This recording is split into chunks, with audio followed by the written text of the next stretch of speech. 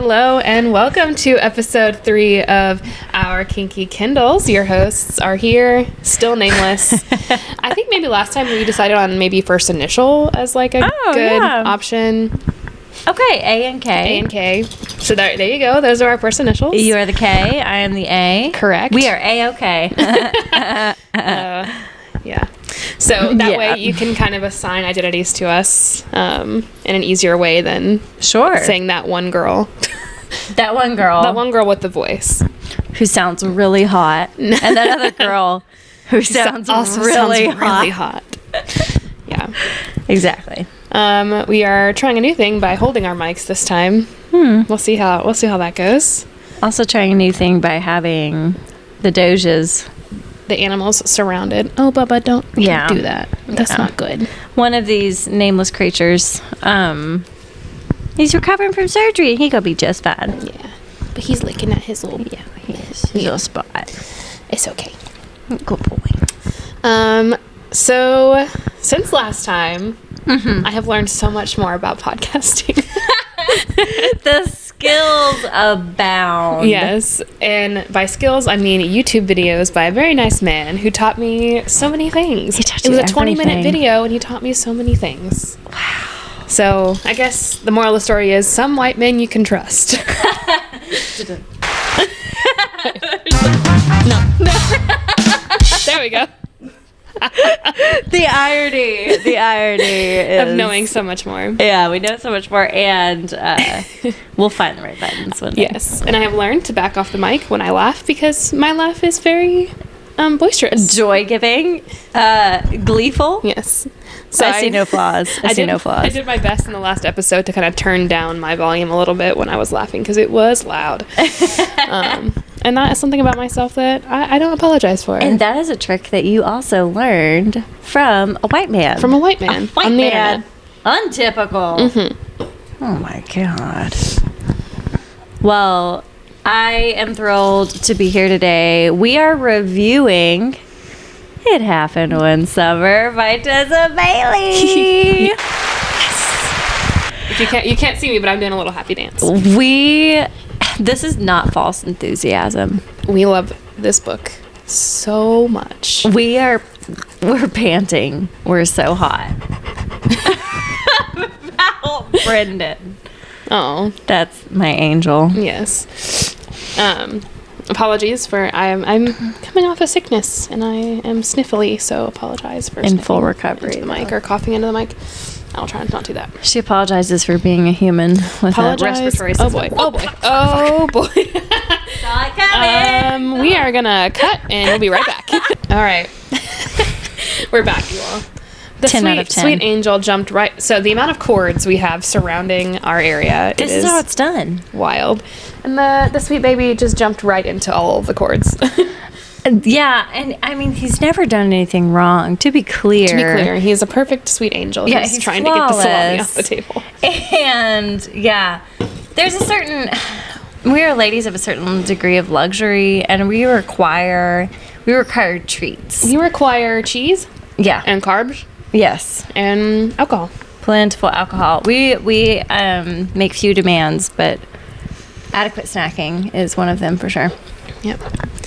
So, anything about your week you want to talk about? My week was wildly uninteresting. I have a lot of beautiful clients. As a therapist, I cannot discuss specifics, but I can say that the subject of sex came up many times. Very exciting. And it inspired me. Oh, shit. Yeah. And we're back. We're back. Flawless creature. We're going to be cutting that section out. Yeah, that will just fully be cut out. But yes, my week featured, and yes, as a therapist, I cannot discuss specifics, and I never would, even if I could, because these are people's lives. But the subject of sex and especially the female orgasm came up several times, and it was an interesting thing to explore with folks, because I personally enjoy the experience of the female orgasm. I as well. Yes, and I feel that it's really important to sexual health and to equality in our society in general. And so, yeah, I also got to give some healthy, age appropriate, but some good sex education this week to some teens. That's incredible. 18. Yep, I was really into it, and they also were too. All right. The animals have been secured for the most God. part. Okay. So How was your week? Oh, my week. Yes. It was okay. I got sick. Yeah. At the beginning of the week. Yeah. That'll do it. It be like that sometimes. I really do. So I'm kind of on the mend. Trying to get my appetite back a little bit, but that's the worst part, I think. Yeah. It's like I need to eat. I know. What are you hungry for? Well, I'm gonna eat the pizza. I think that'll be okay. Okay. Yeah. I ate the second half of my quesadilla this morning. Not this Perfect. morning. It was like noon, but So meat and cheese. Yeah. You're into that. bread. is Okay. good. Meat, cheese, carbohydrates. Yeah. You're set. That is my main diet. You're set. Exactly. That is as it should be. Yeah. I'm trying to think if I had any fun situations with kiddos this week.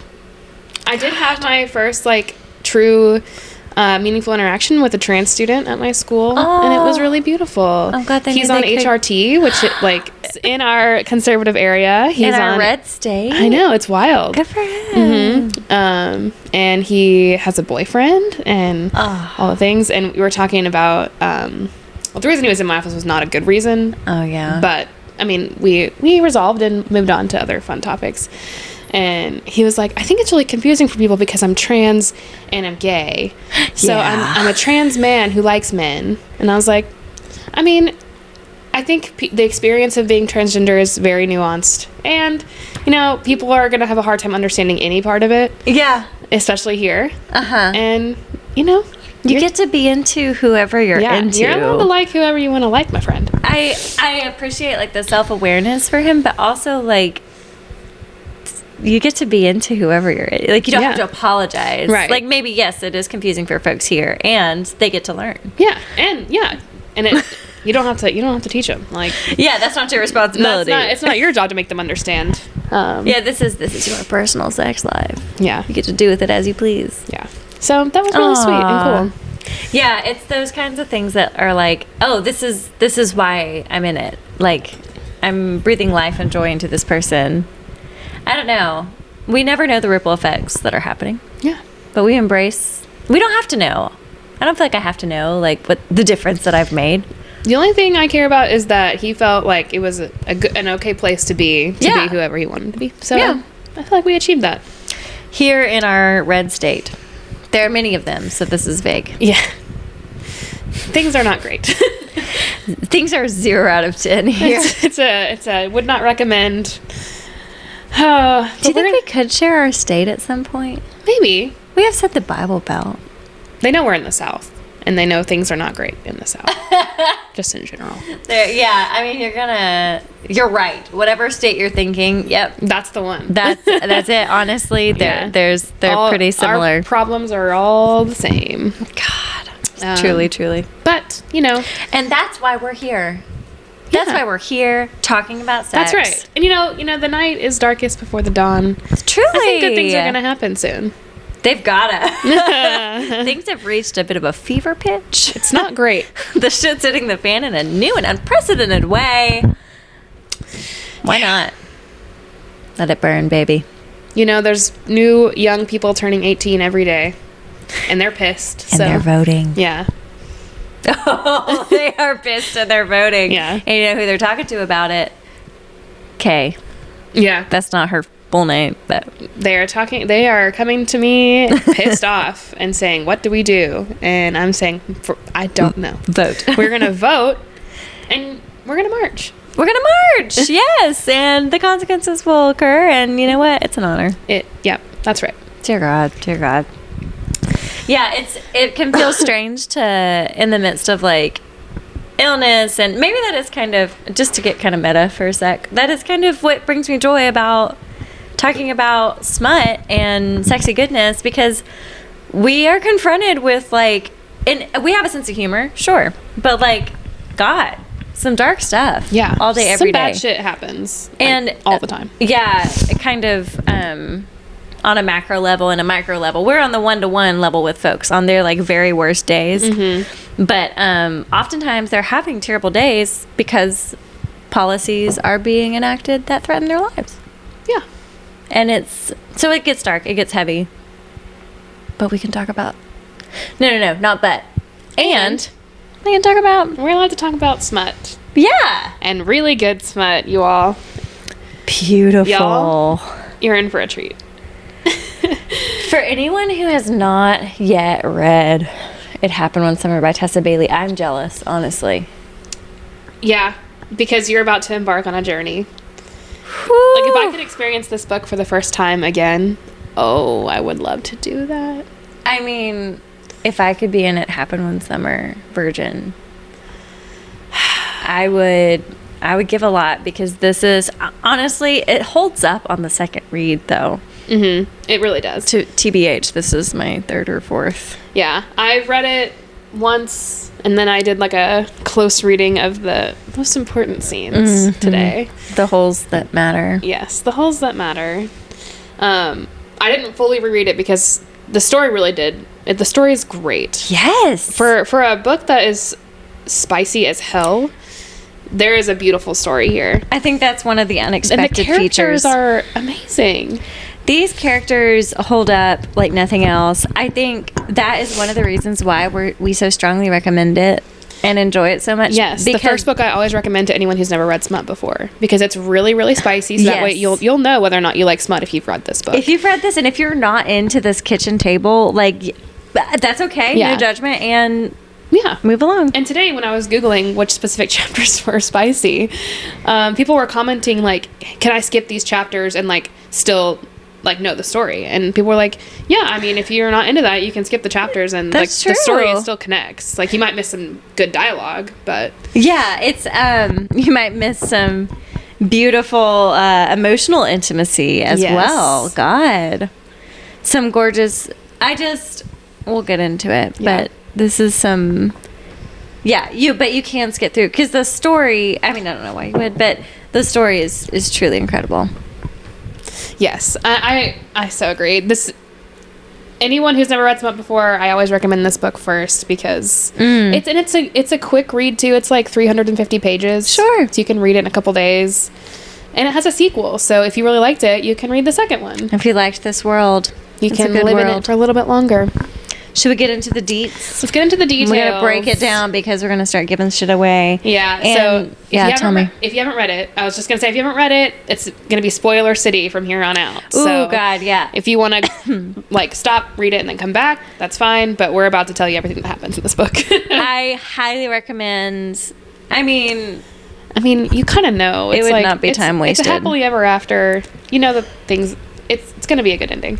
I have notes. So do you want to like go through my notes and then do our little... Perfect. Okay. I think, and my notes are just little like, it's just weird, funny things that I wrote down when I was reading this is important. This is the data.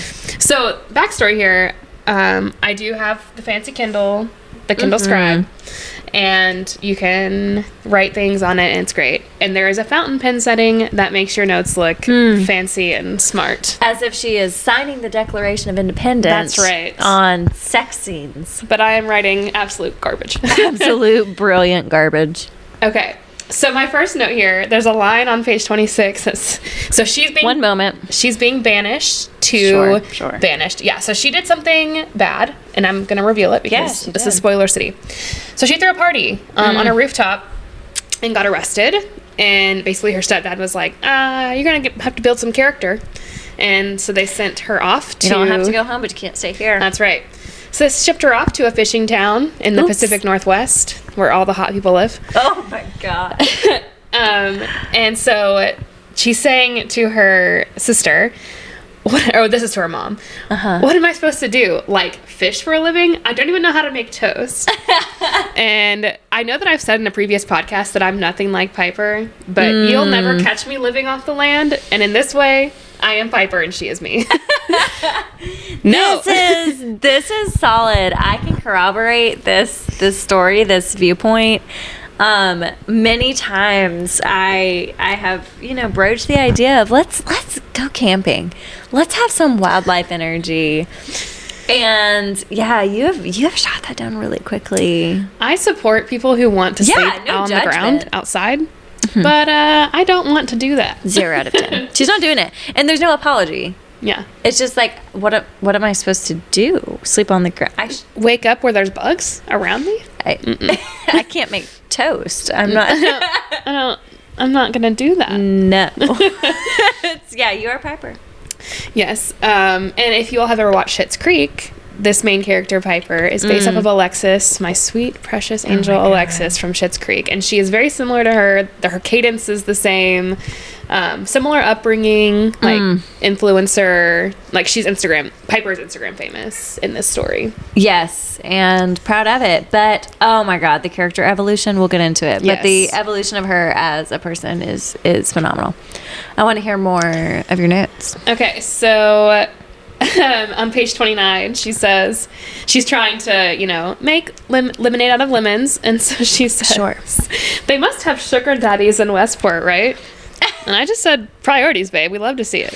Priorities! I mean, she's like, I'm going to live somehow. So they must have sugar daddies.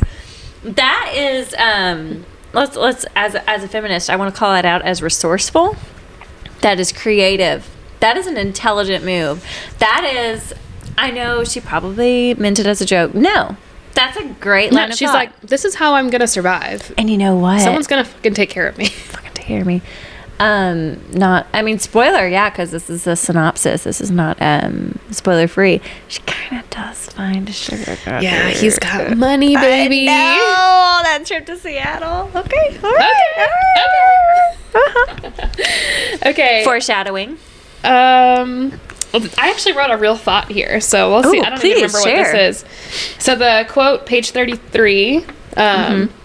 This is on my Kindle. It could be different in a physical book. Who can know it? So they just showed up to Westport and they're getting all of their hundreds of bags because they're from LA. They have so many bags. These girlies. Yes. 2 sissies. And so it's, I'll get them. At least 9 men said at once, tripping over themselves to reach the door. One of them took the suitcase from Floppy Hats, and he's calling her Floppy Hat at this point, companion, while others lunged into the rain, getting stuck side by side in the doorway. Oh.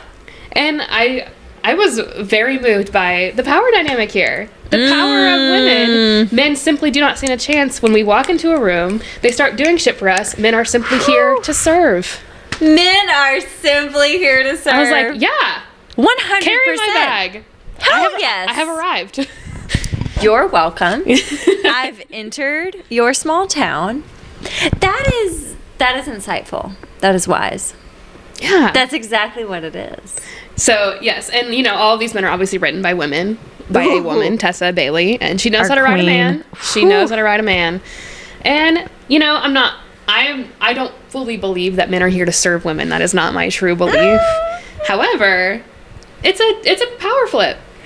The flip of the power dynamic there is, I think, especially with her going into this kind of rural, she's out of her element, she's out of LA, but then she shows up. And it's like the men are tripping over to serve her, to take care of her. Yeah.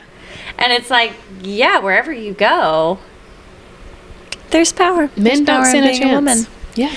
Men can't stand a chance. No. I guess that's kind of power. Okay. It's a feminist moment. Yes, it is. Yes. Okay, page 36. Oh, speaking of feminism, Piper is such a unique character in that she's the one that wants distance in their relationship. Brenden is like, no, we're together, and she's like, no, we're friends with benefits. So if we were to zoom in with an attachment focused lens, which if anyone's been in a supervision group with me, and there are only 6 of you in this universe, you will know that is a lens I always bring, because Piper has this avoidant attachment energy. She's zooming out. She's like, no, I'm not going to get too close to you. No, my dad left me. Exactly. My mom was not there for me. Yes. Yeah. There's this, and within that, and I'm not saying that we need to be avoidant or anxiously attached. We all need to move towards our insecure attachment, but she's zooming out she's doing this avoidant attachment energy because and it ends up being this self-reliant. Yeah. Like, I'm good the way I am. I don't think I want to stay here. I don't want to get too close. She is perpetually frightened by Brendan's secure attachment. He's like, I want to be near to you. I've decided. He's like, I am safe. Yeah. It's gorgeous. He's not anxiously attached. No, he's a secure. very solid, safe person to be with. Even after grief, even through all kinds of things, he's like, no, I know what I want, and I want you. And she's like, whoa. Yeah, it's so good. It's priceless. Okay, page 36. This is when we first kind of meet Brenden, the hero of the story. But then her gaze snagged on the wedding band he still wore around his ring finger, and she promptly looked away, her posture losing its playfulness. And all I said here was, yes, the wounded hero. I can fix him. I swear. I can fix him. And we learned that he's not actually really wounded later on. But that's the kind of vibe that you get in the wedding ring. And, you're reading this book, and you know that they're going to be together. So it's like something's happened to the wife. Yeah. She's not around. It makes it really clear really quickly. Yeah. The cartoon cover has Brenden and Piper on it, and he is dressed as a fisherman. But yeah, this is Tessa Bailey at her finest. Yes. Beautiful. Foreshadowing. For some reason, I just highlighted the phrase beefy musculature. Hell yes. Whew. That was all you highlighted? I didn't even write a note. Just beefy musculature. I was feeling some type of way, apparently. Yeah, no, I make no judgment there. She's wearing a sparkly outfit that makes her look like a goddamn disco ball. And here's the first of many Taylor Swift references. A mirror ball, if you will. I'm going to show you every version of yourself tonight. For the Swifties in the house. For my fellow Swifties, and I apologize. This is my one major character flaw, is that I am a Swiftie, and it is a major part of my personality. All right. I think that it is incorrect to say that is a character flaw. Well, that is a real, genuine strength. It is, as some would say, a point of perseveration, an obsession perhaps, but it is beautiful. Of all the people in this world to be like a Swiftie. Well, some Swifties are kind of nuts. But the whole vibe of being a Swiftie is, caring about other people, loving, connecting to music, intelligent, being excited about things and not feeling sorry about being excited about things. Which is, we can go on a whole feminist rant about that. Yes, about how we don't let women enjoy things. I am a Swiftie for Swifties, if you know what I mean. And that does not mean that I don't love Taylor Swift. I absolutely respect her to no end. And I am a Swiftie for the Swifties. I am very much into their passion. And I aspire, I'm not going to lie, I have Googled, how do you become a Swiftie? I Googled it, and then the suggestion was, how do you become a true Swiftie? So immediately I tapped on that because I thought, this is the way to go. Well, I don't want to just be I want to be a true one. A true Swiftie. So yeah, I learned a lot, and at some point I will invest time into that. Oh, good. Yeah. Yes. I'm very thankful for my co-host because I do have friends who are like Swifties like I am, but because they already know all the things that I know, it's not as exciting. And so, but when I tell her, she is like genuinely excited. I like genuinely when I say, love it. Okay, this song is about Harry Styles. Oh, no. She gets really excited about it, and I get to explain it to her. It's amazing, and she actually cares. That's the first that I've thought of it from that perspective. I don't want to read about this on Google. I think that is I intentionally don't look it up because I want you to explain. I'm like, no, if I wait long enough, this will come up in a car trip at some point. Yes. A road trip. It will come up and you'll explain it to me. I'm actually trying to not say your name.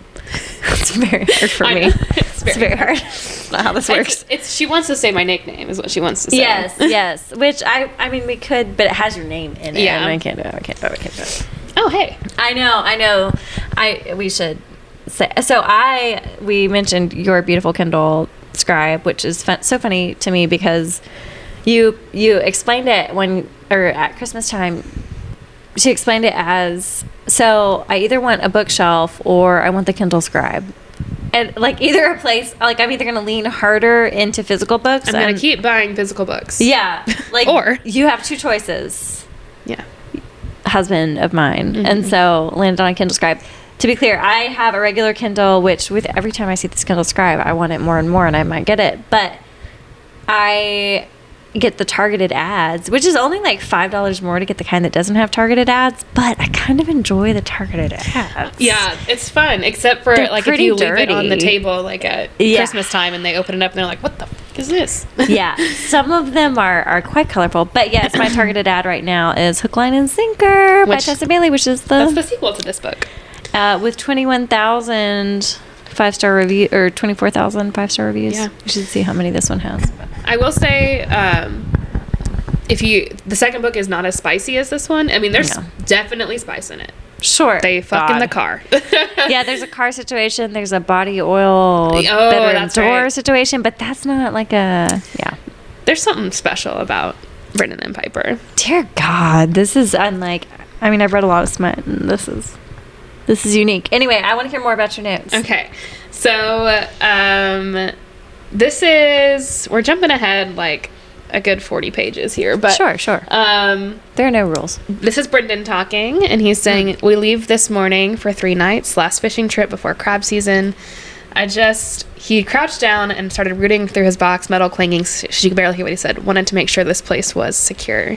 Now, up until this point, they are enemies. This is enemies to lovers. So he is like not wanting to be around her. He is gruff, giving her the cold shoulder, like, and shutting down any kind of flirting that she's doing. Sure. And so I just wrote, now we're worried about the spoiled brat. We're doing a concern. We're doing a concern about this because he's calling her spoiled in his head, and you know.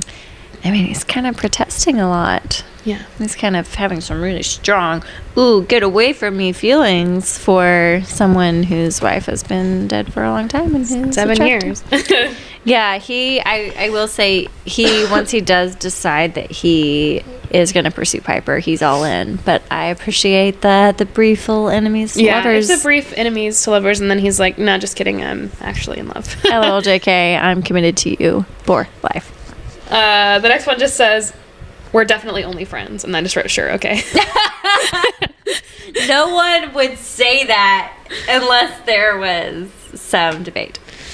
Okay, so then the next one, so he is off to sea, and he's basically stalking her on Instagram. And he doesn't have an Instagram, so he has to create one. Oh, that's right. He creates his Instagram, and it's it's just a blank account called, like, and his name is like Captain Brenden, whatever. Sure. He's got no followers, and he just like follows her on Instagram. And then all of his friends on the boat are like, no, that's the least cool thing you could do, bro. And he's like looking at all her pictures, and she's got lots of sexy pictures on there because she's an Instagram model. And so then he gets all mad that they were making a big deal about him looking at her Instagram. And so Fox is the main character of the second book. Yes. So Fox says, the captain is a little sensitive about Piper. He doesn't know what to do with his confusing man feelings. And I was like, yes, man feelings. So different from regular feelings. Confusing man feelings. Oh. She makes me feel good. Oh, it's giving Roy Kent and Keeley. It is. I know. He is so much like Roy Kent. Yeah. Roy is also very communicative. It's a similar vibe. Like very grouchy, but also like, no, we're going to have a conversation. Yeah, and super like, it's just like he's in it when he's in it. It's like he conserves all of his emotional, relational energy for everyone else. He doesn't invest in others, but like he's all in. Yeah. Like Roy Kent's all in for Keeley. He's there. He's every fucking where. Roy Kent. I know. I got the idea from your brother-in-law to start, because we're in the middle of season 3 of Ted Lasso. And as anyone is at this point, if you're listening to this, well, at some point we're in a time machine. When you listen to this, it'll be way past that, I'm sure. We can't know. We can't know. That's not the point. These that we're reviewing are timeless. They are timeless classics. But yeah. Anyway, I restarted season 1, and I'm like, oh yeah, that's Roy Kent. And he's like getting in the ice bath and stuff. It's adorable. I know. Restarted season 1. Yeah, it's so worth it. Good. It's so good, man. Speaking of character evolution, I mean... Yeah. Roy has great character. Keely has great character evolution. Keely's maybe one of the I love her. She's incredible. Yeah. She's a lot like Piper. Yes, that's some strong Alexis Piper type of energy. Yeah. I think I love these like strong female leads that are also very feminine and quote unquote ditzy. There's such a strength in like, I'm into like glitter and puffy things and whatever. I highlighted, if it's later on, but I highlighted it's like, I like glittery, shiny things. And fucking brilliant. Yeah, I can't remember where it is, but I'm pretty sure. I feel like I highlighted something like that. Taylor Swift does that beautifully as well. Yeah. With like, so what? Like, I'm feminine. That doesn't negate my intelligence. Yeah, she has a quote from an interview a long time ago where it's like, I like to wear pink sparkles, and I also want to tell you how I feel about politics. Yes. Jessica Day. I rock a lot of polka dots, and I break for butterflies. Exactly. And it's like, but that doesn't... It's such a... And maybe it's... I don't think it can be overdone. I think it's something that we should emphasize repeatedly, that we can be women. We don't have to be more masculine in order to be taken seriously and respected in this world. Right. You can like what you like and also like own your power. Truly. I also like to wear sparkles. Our nails are currently very shiny and sparkly very shiny and sparkly, and I mean, I'm never going back. I shan't have opaque nails I shall also only ever get sparkles on my nails. Like, why would I not? Life is too short. Anytime they like, these are shiny too, but the ones I had before, the green sparkly ones, every time it was in the sun, I was just mesmerized. Oh my God, I know.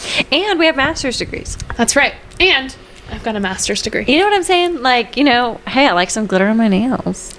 God. We're trying to be nail girlies. We haven't been in the past, but... Well, I think that this is a journey that is going to be healthy and helpful for us. And expensive. However...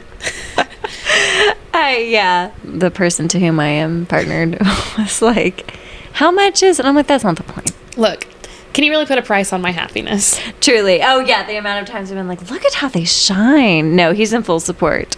So it's fantastic. As he should be. My partner's like, does that mean I get to be alone for an hour? And then whatever you want. Does that mean I get introvert time? No. We have nails. We have fancy nails.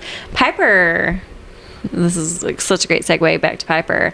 She, in Westport, this was an LA baby. This was a fancy lady. Yeah. Capital L, capital A, LA baby. Exactly. Yeah. And then she's in Westport, and what are you going to do? She had to go get waxed in Seattle at some point, right? Isn't that like a deep cut, like way later in... Didn't she go get waxed before... She got waxed before she went to Westport, like right before. Oh, okay. Because that's what she has, that inner monologue. She's like, thank God I got waxed. It's like, I don't think he would have cared, but okay. He would have been like, whatever. This burly man. He supports her however she is. We're on to our second Taylor Swift. Oh my God, thank goodness. First, I don't even know. Let me see if I can even figure out what's going on in the scene. Let's see. So the quote is, I just highlighted the phrase, "This is me trying," which is a Taylor Swift song. Yet again. Oh, so he's basically saying that, he was not the best at being married, and his marriage was kind of like convenient. Sure. He knew her forever. He was good friends with their family.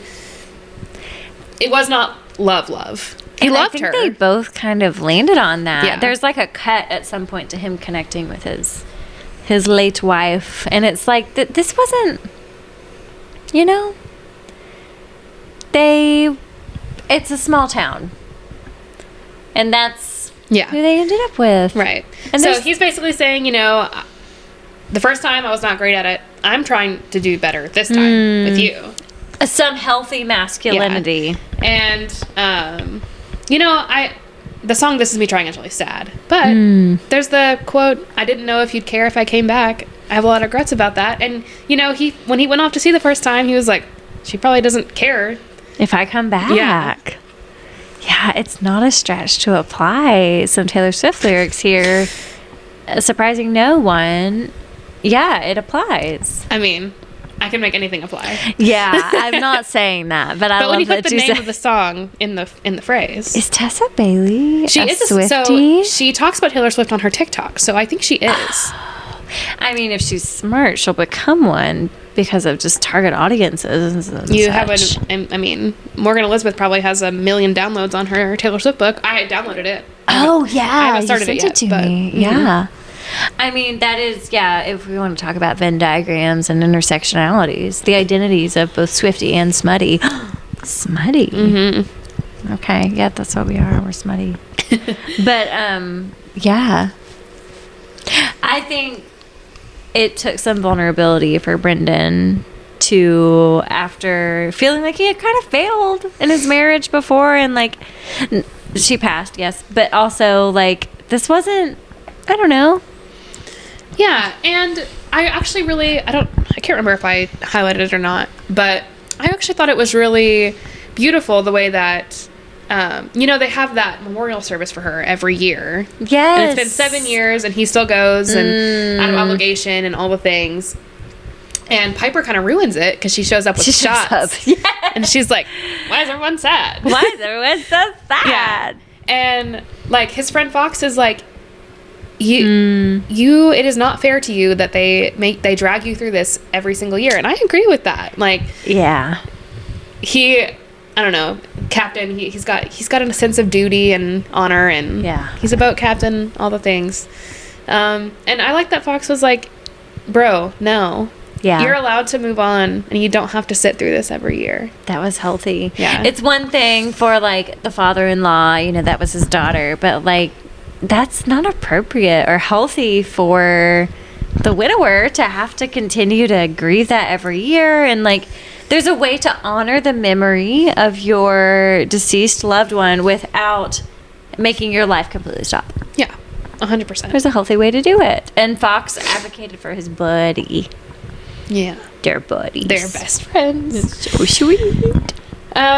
So Piper has a habit of calling herself dumb and, airhead and things like that. Well, because every person that she's ever known has called, like, the person when she was dating before called her an airhead when they broke up.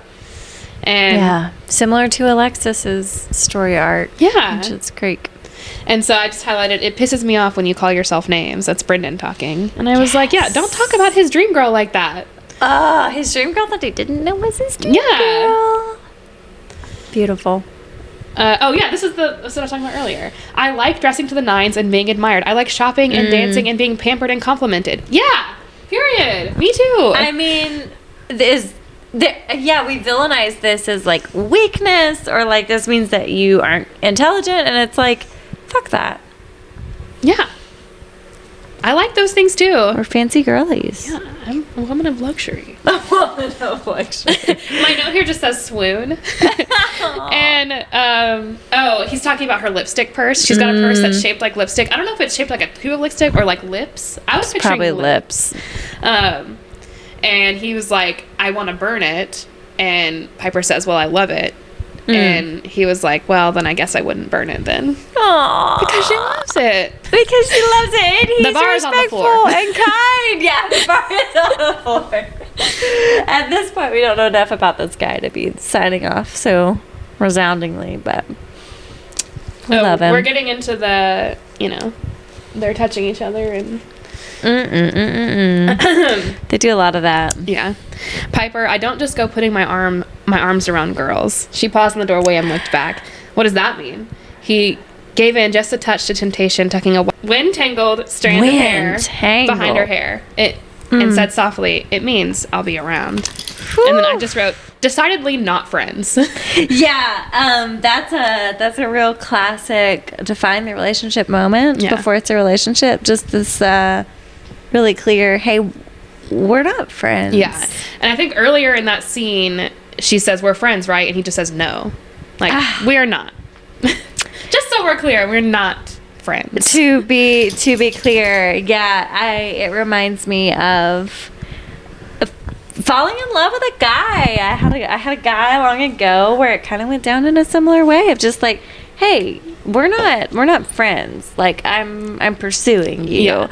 And it is really hot. Yeah. I'm not gonna lie. Yeah, it is. I won't go into details there, but it was really wonderful. This next scene, so they trying to convince Brenden that he has to have a picture of himself on his Instagram to keep the account active, which is not true. And he just says, after he lets her take some pictures of him, he says, I know they don't require a picture to keep your account active. This was about making you smile, not me. Aww. And I just wrote, giggles.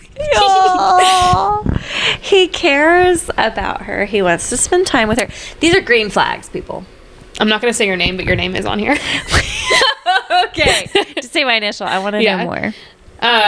So part of it in the story, they're Piper and her sister Hannah are restoring a bar in Westport. Yes. And Brenden reveals there's an outdoor space in the bar. Beautiful. And he opens the door and he's like, I can build you a pergola. He builds her a fucking pergola. He does. Are you serious? It's beautiful. And she's like, so after, he literally builds it from scratch. And she's like, I think I'm in love. And so Hannah says, in love with you? Who knew your kink was outdoor living spaces? And I wrote, isn't this A's kink? That is 100% my kink.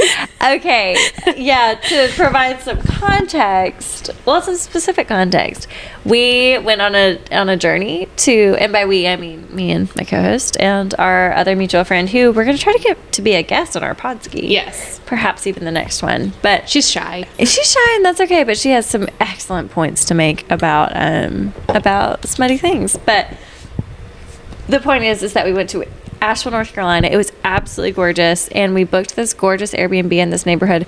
And one morning, I walked around while y'all got ready, and I just wept at beautiful architecture. She took videos on her phone of just people's houses. I am sexually attracted, and I learned about this. And she said that to us. And with a straight face. No, she's like, I was aroused during my walk. I mean that. I am known for hyperbole. There's a cat. Yeah, there's back a there. cat. Yes, it's okay. You need to back up. I didn't know there was a cat behind. Oh, you might get sneezy. Sorry. We also we always stock our home with Claritin for the cat allergic among us. My four-legged creature is very intrigued by Orange Cat. An Orange Cat does not like the curly-haired dog. But it should be noted that this is the furthest that Orange Cat has come down here while Curly Dog has been here. So, he's getting bold. But anyway, yes, I'm sexually aroused by beautiful outdoor spaces, by, I don't know what it is. It's an aesthetic arousal. It just hits the same centers in my brain, and then it lights up my little lady parts. I don't know. I don't make apology for it. It's real. No, I don't think you should. Yeah. You're a Swiftie. I'm sexually aroused by Adirondack chairs. The same thing. And I think, exactly. It's the same thing. So, yes. We're getting into our first spicy scene here. Thank God. I highlighted, can I put my hands up your dress? Because that's a consent king. Yes. He asked her. I put my hand. Also, pause. If a man asks me, can I put my hands up your dress? After I have already been giving lots of yeses, the fact that you're asking something as hot as, can I put my hands up your dress, is like, oh my God, yes, do it immediately. Yeah. And the way, so immediately after I highlighted another thing, because she's me for real. For real. He asked her that question and she doesn't respond because he's doing things. And he's like, Piper? And she's like, whatever you said. Yeah, yes. Yeah, yes, he pauses and waits for more. Yeah, and she says, whatever you said, yes. The answer is yes. I was like, that's so me for real. Look, all the blood leaves the language centers of my brain. It's hard. Yeah, I'm thinking about the right holes, is what I'm saying. Don't ask me questions during sex. It's a Yeah. It's more like a what? It's English language does not come naturally. That is a beautiful moment. I highlighted the thing that we were talking about earlier. Stunning. So he likes her ass. We love to see it. And so he's like touching her butt a lot, and she's like, well, I guess you're an ass man, and he says, you want to say it because you're on that page, right? Yeah, I am on that page.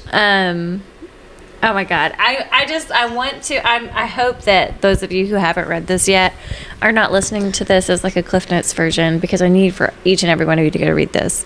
But some of this like makes me blush to read, but let me do a dramatic reading is what I'm saying. Oh yes, let's go. Okay. What? She breathed, head spinning. Whatever you said. Yes. Those busy hands moving faster than lightning, clutching her ass so roughly the air evacuated her lungs. He drew her forward so he could pant directly against her belly. Her belly's all covered in champagne, to be clear. She's poured champagne down her chest. Yes. That he has helped with. His hands never ceasing to massage, squeeze, and lift the flesh of her bottom. His calloused fingers tangling in her thong, and his haste to touch, to mold. You're an ass man, I guess, she stammered. He shook his head. No, Piper, I'm a this ass man. I just wrote nice. Nice. Nice. It's so good. This ass man. Yeah. Like, Tessa's got a gift. And then she responds, oh. She simpered. Same. That was oddly romantic and possessive. She liked both of those qualities too much. And we do. Also, we do too. Yeah. So good. This is the same. This scene goes on for a while, so we're gonna be in here for a hot minute. Brendan dropped to his own knees and stripped off his shirt, and I wrote exactly how I like my men. Yes. Yes, you drop to your knees and strip your shirt. Let's go. Yes. Drop to your knees, my friend. Yeah. Worship me. Oh my God. I forgot about this. Is this about the thong? I hold that, but I'll read it. I hold that forever deeply in my heart. So, for context, this is Easter weekend for us. Bless the Lord. Bless the Lord. And so, here's this. The fingers she'd plowed into his hair drew him closer, legs wrapping around his head, her hips lifting, seeking, lower body twisting, and she still didn't dislodge him from that magical spot. And maybe he was Jesus. And I wrote, Happy Easter indeed. And maybe he was Jesus, yes. And look, y'all, you read this and you'll know what we're saying. Dude, this scene is really good. And there's not even penetrative sex in this scene. That's the point. It's amazing. It's it can be incredible without penis and vagina sex. Yeah, it's so hot. And it's so, like, I don't know, emotional intimacy came first. It's just really special. Yeah. This is the end of the scene, and it just says, this girl, he's keeping her, there's no way around it. And I just wrote a little heart. Oh, there's no way around it. Oh, shit. Okay, so we're moving on to the next scene. So this is hospital. This is Can't go We're wrong. going for public sex here. A little press pause, not to interrupt. No, please do. I mean, but to also 100% interrupt because it's who I am as a person. Not rude, just ADHD. But anyway, the point is, it's present. Human sexuality class in our counseling program. We had an amazing human sexuality professor. The book was shit, but he was really wonderful and very accepting of all of our viewpoints and nuances and such. Where am I going with this? Oh, we had to submit. Have we talked about this in the Podski yet? I'm sorry, I'm chewing. Episode 1, we talked about human sexuality, but I don't know where you're going with this. Okay. Well, the sexual fantasies. We had to submit we talked our about fantasies. That. Okay, perfect. Well, maybe we'll refer to that frequently because it was pretty fucking funny.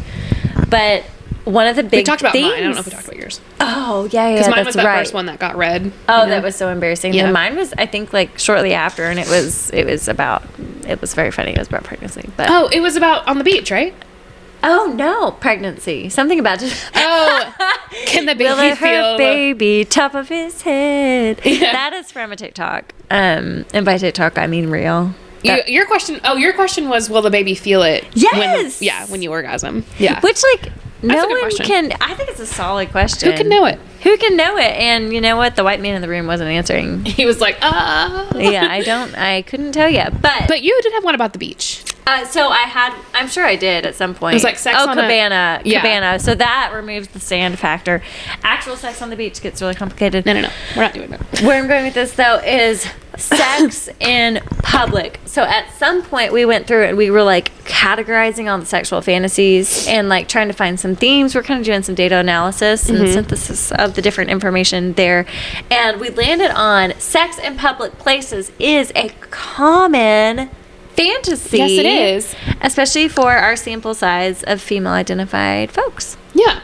I mean, there were some men in there, but it was mostly like female identifying folks, but lots of different sexual orientation and different identities in that way. But so maybe across sexual experiences, sex in public is kind of like a naughty. Yeah, people really are into it. I know. I mean, I'm it's in very into it. Something about our co-host. I get nervous. Yeah, you should get a boat. I go on your boat. I'm sorry. I have put my bare feet on your boat. I do hesitate to tell.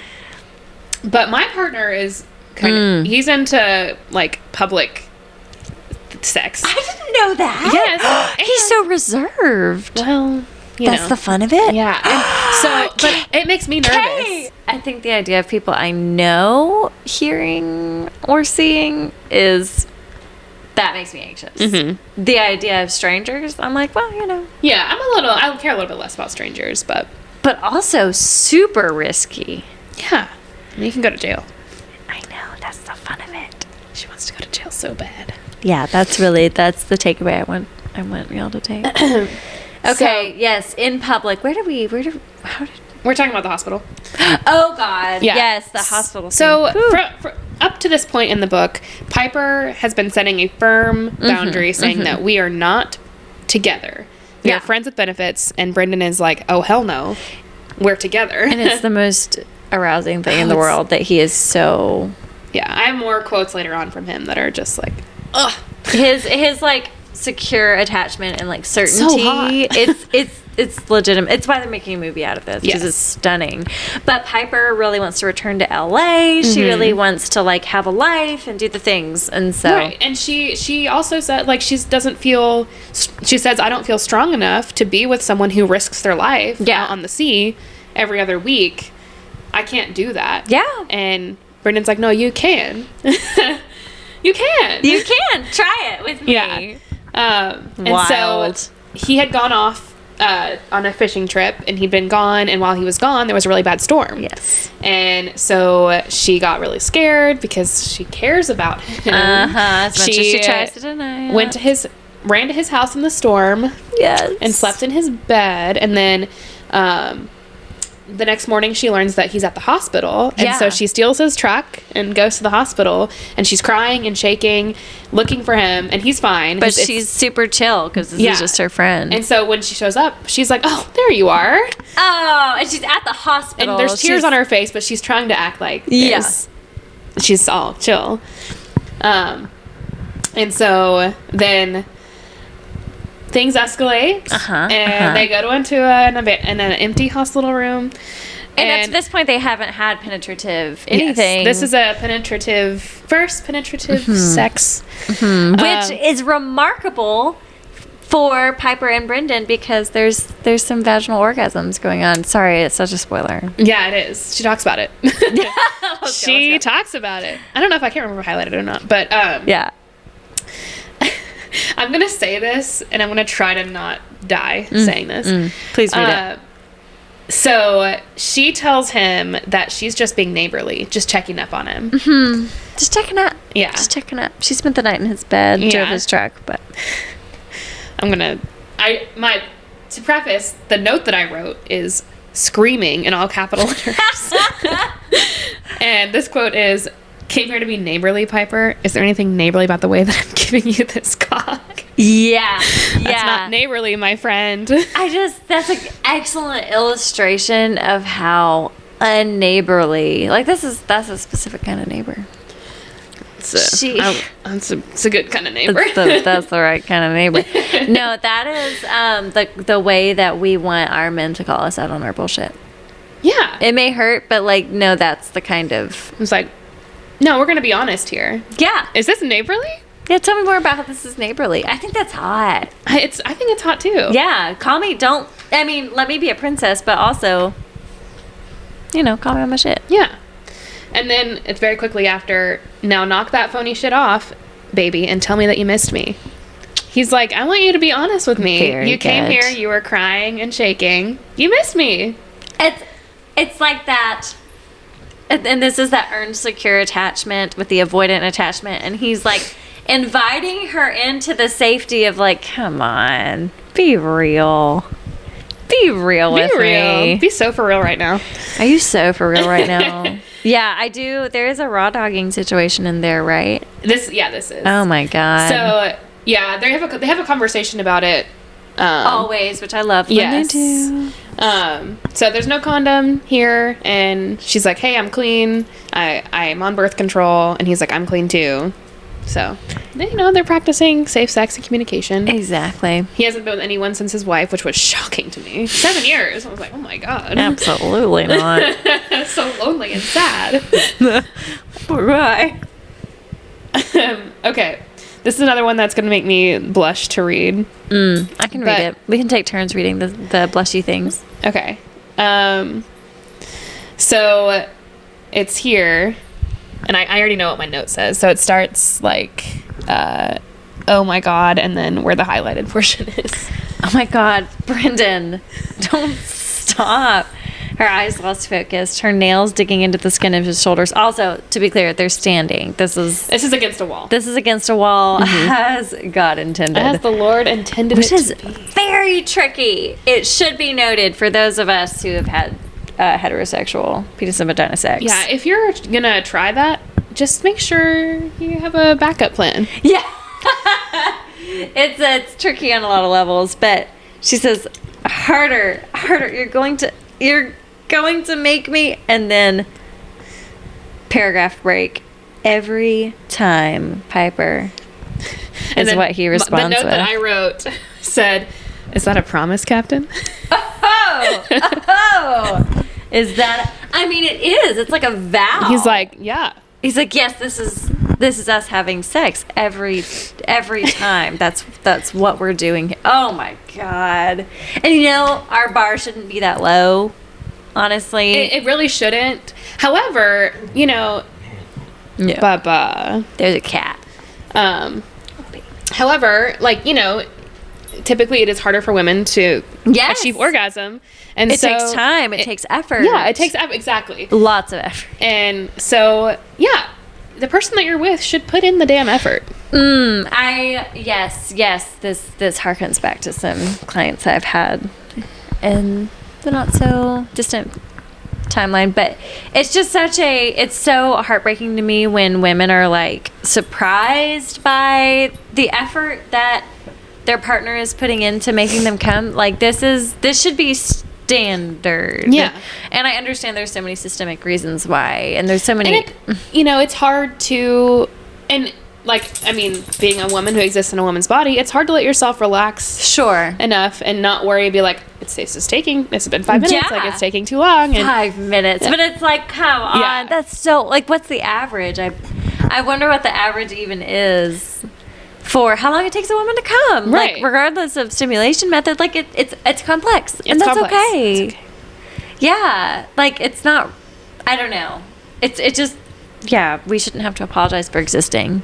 I did highlight the quote, he gave me a vaginal orgasm. And I love that Tessa Bailey called that out for what it was. Yeah. Because so much smut is like, oh, and then they both come at the same time. Oh my God, this is so normal. And that kind of sets everybody up for unrealistic expectations there for sure. And so I love that, Tessa called out that Piper honored that. What? She's like, that was wild. Yeah, because that's not always, 80% of women or folks with vulvas usually climax with clitoral stimulation. Yeah. That's just sex ed, folks. Mm-hmm. That's just normalizing. That's normalizing how human bodies work. That's okay. The next thing I have is she's talking to her sister Hannah about Brenden. And to preface this, he calls Piper high maintenance, but he means it in like an endearing way. He likes that about her. And she says, he even called my pussy high maintenance, like in a good way. I think he likes me like this. It's horrible. And I was like, yeah, this is what I wrote. It's so horrible that my hot captain likes my personality. Oh, gross. Like, yeah, that's awful for you. Uh-huh. Ew, David. Ew, David. Quit being kind. Yeah, that is giving Alexis and Ted, except if Ted was a burly sea captain. Yes. Is it Ted? The vet? Is the vet named Ted? There was Moose first, and then... Mutt? Moose. Mutt. You're right. Why did I say Moose? Or maybe it's from Ted Lasso. Oh, boy. God. Canada. We've got the mustache on the brain. Wow. Things are spiraling. The point is, yes, there's ew. Yeah. It's horrible. And now we're just getting into the communication side of Brenden. She said, I mean, they have communication issues, and she doesn't want to talk to him. And she got tipsy, and she was like, you know, drunk words or sober thoughts, the whole thing. And so she was revealing some personal stuff, and the next morning he says, last night you said a couple of things that bothered me, and now we're going to talk through it. And now we are going to talk through it. There's some accountability. Yeah. And I just wrote, we stand the communication. It's like so powerful. And he didn't try to resolve it when she was drunk. He was like, we're going to add that to the list of talking points that we're going to talk about tomorrow. What a mature, like, and some self-awareness of like, hey, yeah, I'm going to take note. That bothered me. I'm going to have some maturity in this and know that nothing will come from getting into a drunk fight about it. Yeah. Beautiful. Yep. And I think this is later on the same page, but he'd welcomed with a plan to slay her dragons, and he'd executed it. Nothing stood in his way. He'd even passed on sex so they could dig into the root of their issues. And God, that wasn't just commendable. It was hot. It was hot. He's like, here are the problems that I've seen. How can we address them?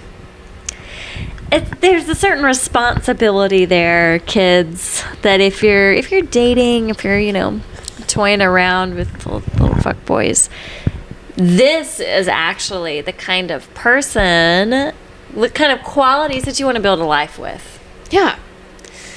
Yeah. My partner loves to communicate, and I hate it.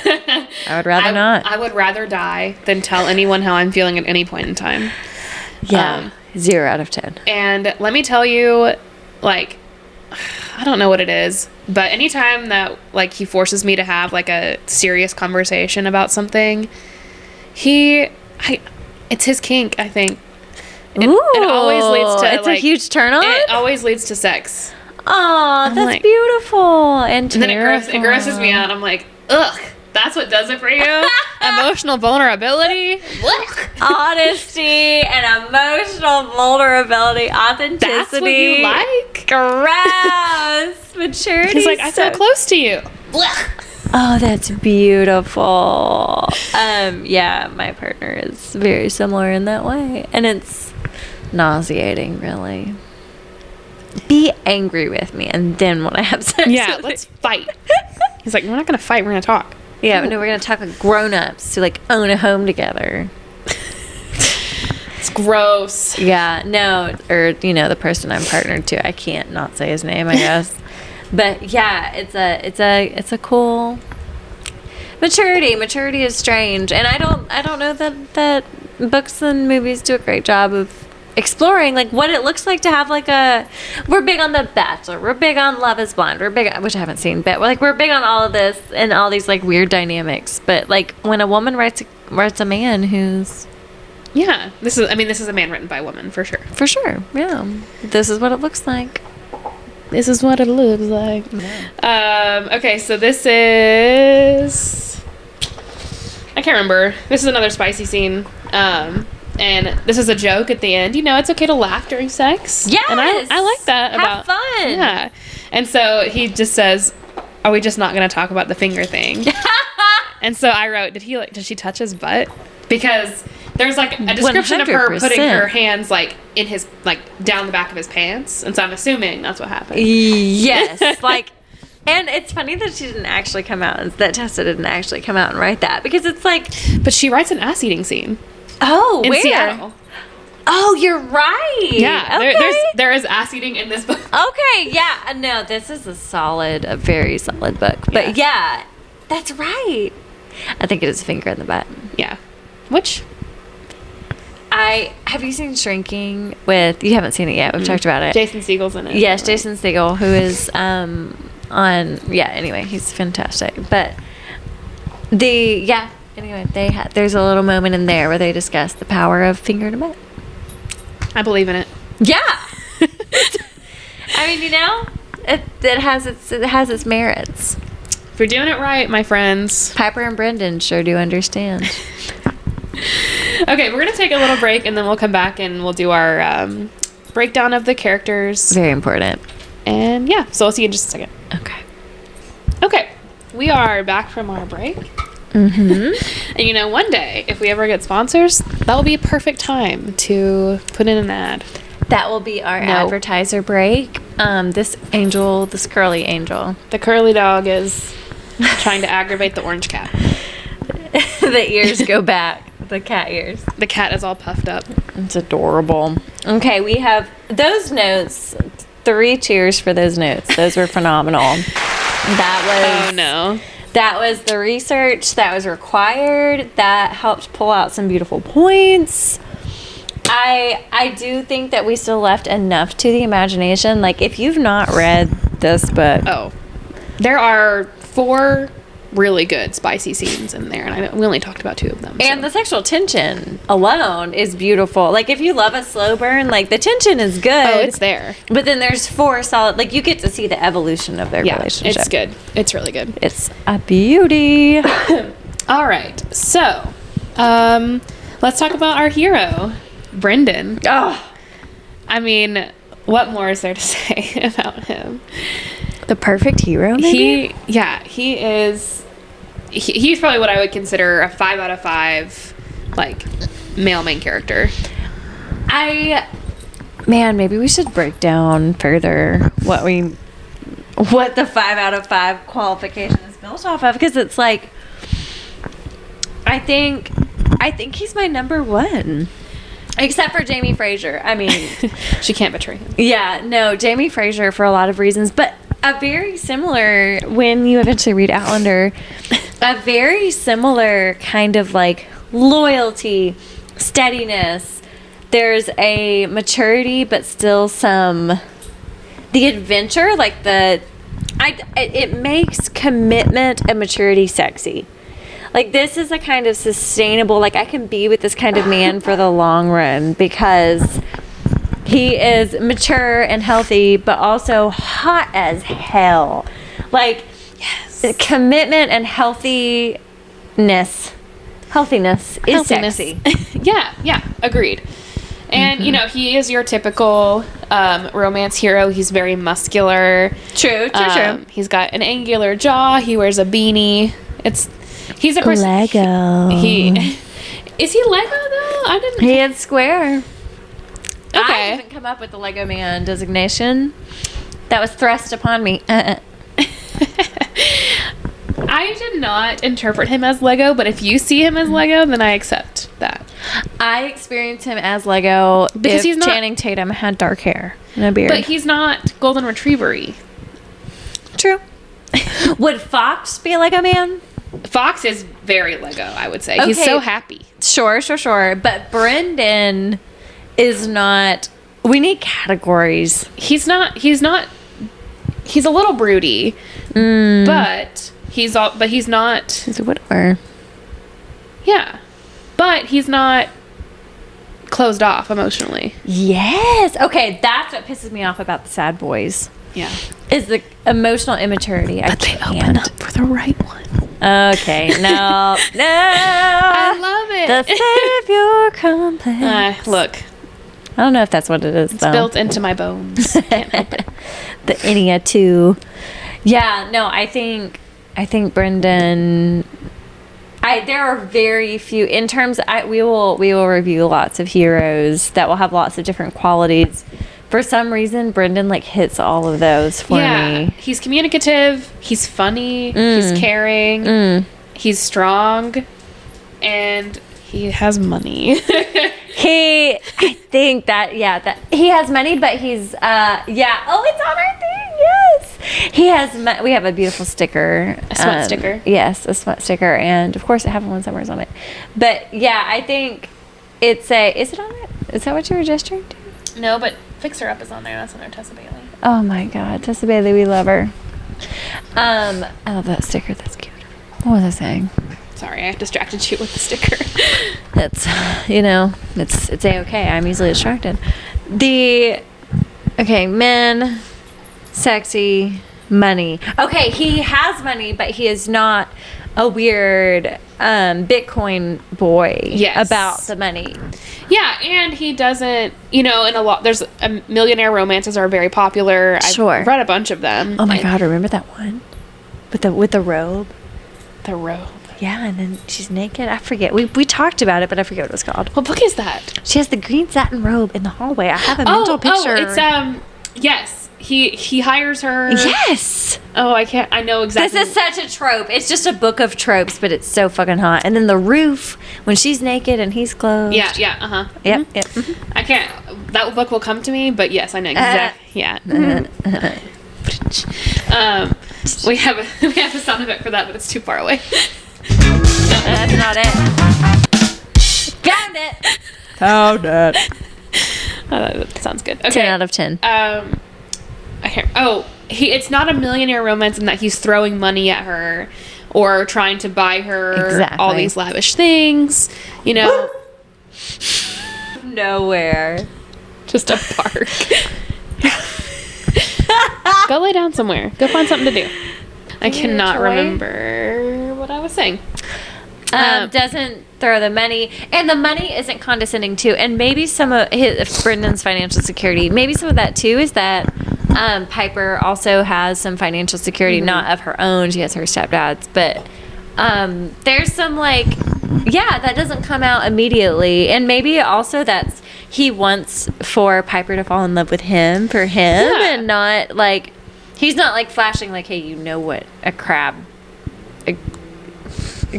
fisher is. That what he is? Let's feature. This orange cat gets so pissed at this curly dog. I was trying to get the growl on goes, but it's really entertaining. We'll try to catch it on the mic when we can. Yes. Yep. That's good content. It's but late. yes, Brenden checks off all the boxes for us. Yeah. I love the way that he clearly communicates his expectations for the relationship.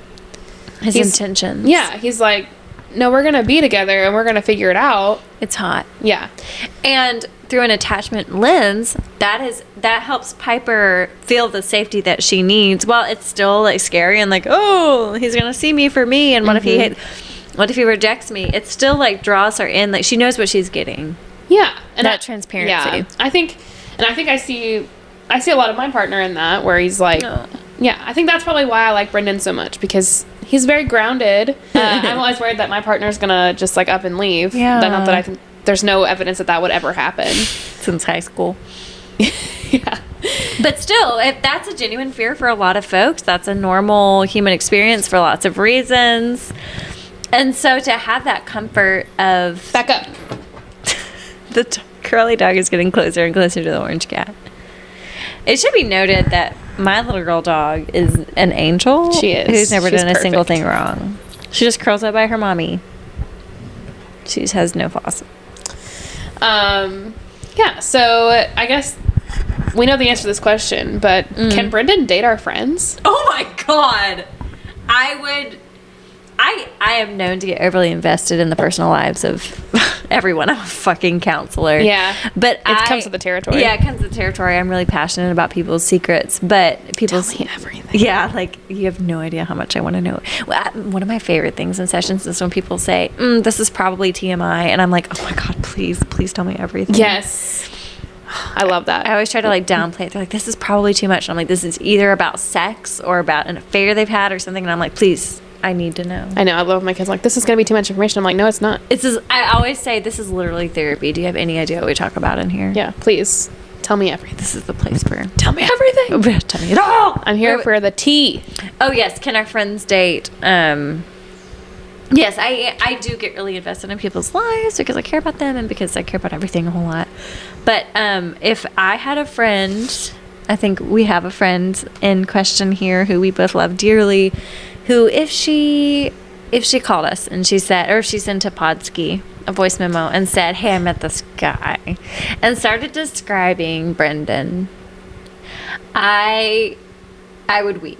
I would lose my shit. I would absolutely the pressure that I would put on the situation. Oh yeah, I would be in that. It would be the four of us in a relationship. Yes, and in like the most platonic kind of way, but also like we would be so overly invested. Yeah, Brenden can absolutely date our friends, and you know, like, and I say that knowing that I would be so fucking jealous. If Brenden was dating one of my friends, I'd be like, mouth wide open, you know. The fuck. Yeah. Beautiful. And she said Podski earlier because if you don't know, from an hour and 20 minutes into this podcast, we don't ever shut up. And so we have lots to say. We will send 15-minute voice messages to each other throughout the week. 100%. Because how can you not talk to your friends for a whole week? You have to send a 20-minute message to them about what happened that day. God knows we're not calling on the phone because we're not going to interrupt each other's days. No, but and we're millennials. We can't call you. God, no, we're not insane. Unless someone's dead. No, absolutely not. We will, however, send a Podski for you to listen at your leisure and reply at your leisure, and preferably in Podski form, so that we can just keep this going for minutes upon minutes. One-sided conversations. Oh, it's so fun. Yeah. It's so fun. I sent you that meme or whatever of them taking notes. Yeah. Oh, yes. These are some lengthy Podskis. But yes, we listen for a living, so we need space to talk. Yeah. So I need to talk for 20 minutes at my phone. At minimum. In the car on the way home from work. Yeah. I see no flaws. Okay, next is our heroine. Piper. We love her. I have no complaints about Piper. There are lots of different heroines in these smut books. Some of them are really, and I think a lot of it's like the life stage, and like some people are like coming off a tough breakup. Some people, and not that she's not, but like Piper is a really engaging heroine. Yes. She's fun. She's funny. She's smart. Yeah, she's smart and she's funny, and she doesn't give a shit. No. What? I mean, she's like, I'm gonna redo this bar. Yeah, I'm me. I'm gonna wear my high heels, and also I'm gonna hammer some shit. Mm-hmm. She's an empowered woman. Mm-hmm. And there's a real, like, I don't know, she's one of the better. And she's not the naive woman. Yes. She's not innocent. I put innocent in quotations. Like, she's been around the block. And there's no, like, that's an asset. Like, there's some wisdom there of, it's your dog. She's like, what's happening? There's a cat. I thought I could hear him. There's a cat door, and he's going to be just fine. My sweet baby dog. Yeah, Piper, I think Piper is especially kind of like sweet and salty, kind of like all the juxtapositions in this life. Piper juxtaposed with Brenden. Juxtaposed. I do know how to say that word properly. I just think it's funner to say juxtaposed. Juxtaposed. That's a word. Yeah, with Brenden is really brilliant. Yeah. Tessa knows what she's doing. It's the grumpy sunshine trope. Grumpy sunshine trope. Yeah. That's exactly what it is. There's a whole category for tropes, but that is what it is. She's bright and shiny. He's grumpy, and it's perfect. Yeah. It's great. God. And, you know, here's your third Taylor Swift reference of the night. Oh, thank goodness. When she tells him that she loves him, it reminds me a lot of the great song Cruel Summer. When in the bridge she says, I love you, ain't that the worst thing you ever heard? And she kind of says that. She's like, I love you. Are you fucking happy now? Are you fucking happy now? Yeah. She's like, like exasperated and being like, yes, okay, fine. I concede. I love you. Isn't that the worst thing you've ever heard? Oh, I love it. Yes, that's a deep Taylor Swift reference that we would expect nothing less. We're getting it on tour, baby. Oh my God, yes. You'll be a changed person after that. Yeah. When I come back from the concert, y'all, I'm gonna be a whole new person. Truly. And I'll have enhanced markings on my skin. Yes. Forever. Oh, because this is an anonymous podcast, you will reveal this. Yeah. You will have 3 hearts. 3 hearts. Angels. Well, yes, so that is our heroine. That is our hero. Yes, both 5. I think for me, they're both 5 out of 5. Yeah, would we say, I think Piper, and I do appreciate that maybe Piper is built off of Alexis Rose, but she is her own character. person, yeah. Yeah, it's not just like built completely off of Alexis. Tessa has more to her than that. Yeah. But it is like, you know, it's a similar kind of idea, you know, Instagram model from LA moves to a town with like 5 people in it. Yes. But you know, Piper is her own person doing her own thing, building a whole ass bar, and you know, yeah. And I feel like I don't really give 5 out of 5 to my characters very much. Not often. Yeah. For ACOTAR, we did not give Feyre 5 out of 5. Yeah, we don't just go throwing out 5 out of 5. Yeah. I think we compare. It happened one summer is kind of like the measuring stick. It really is, that by which we measure all other smut, which is not really fair because no, it's not. I think Tessa just really hit a stroke of genius when she wrote this book. Oh, I know. We love it. I think it reminds me of Big Magic by Elizabeth Gilbert, and just the idea of creativity just comes to us sometimes. Yeah, sometimes it just strikes. And it's just kind of a magical, beautiful thing. All right, our next one is the story. How do we feel about this story here? We've already touched on it, but this is a phenomenal story. It is so phenomenal that it is becoming a feature film, a major motion picture. I told my co-host this story already, but I followed Tessa Bailey on TikTok, as you should. I highly recommend her TikTok because she will take videos from the internet and like write a romance novel, like pitch you a romance novel idea. I remember I sent you that video of the motorcycle guy. Yes. So like she'll do that with a bunch of different videos. So what I'm talking about is there's like this video of a girl standing in the middle of like an orb, and there's a guy on a motorcycle just like racing around her. It's super dangerous. And so she's like, okay, hear me out. So she's been like sheltered her whole life, and she wants to experience like the thrill of this, and she's seen other people do it, and so she begs him to do it, and he says no, I'm not, it's not safe, you're not doing that. And then she's like, fine, I'll have him do it. And he's like, no, get in my cage or whatever it is. And so like he does the like super dangerous thing where he's like racing around her, and he gets off and he's like shaking, and she's like, he whisks her away, and he's like, please don't make me do that again. And then they like have sex, and it's like just, she paints this beautiful story, and I was like, I want to read that book. Would 100% read that book. A caveat to that rabbit trail is my partner and I. Wow, I might tell this story many times, but you know what? I'm gonna tell it now as briefly as I can. 2 Cayman Jack, 3 indeterminable. We can't know it. It's none of my business. But Cayman Jack is our drink of choice at the moment. It'll change at some point, but yeah, we get obsessed with one and then we'll move on. Yeah. Oh yeah, we were gonna have a buttery shard. We didn't do it. I forgot. That's okay. Yeah. This. We were also gonna have pizza. But shit, it's upstairs. It's okay. You're not super hungry. I've been eating crackers and stuff. So. Okay. You've been eating carbs and meat and cheese. But yes, anyway, I realized that I loved my partner on the back of his motorcycle. And I grew up very sheltered, as we've covered. And it just like on the back of his motorcycle driving down the road that goes to Tybee Island. And so there were palm trees. The marsh was on one side, the ocean was on the other, and just like clicked. And it was something probably about my vulva being rubbed up against his back. And the vibration of the motorcycle. The pieces were really coming together in that moment.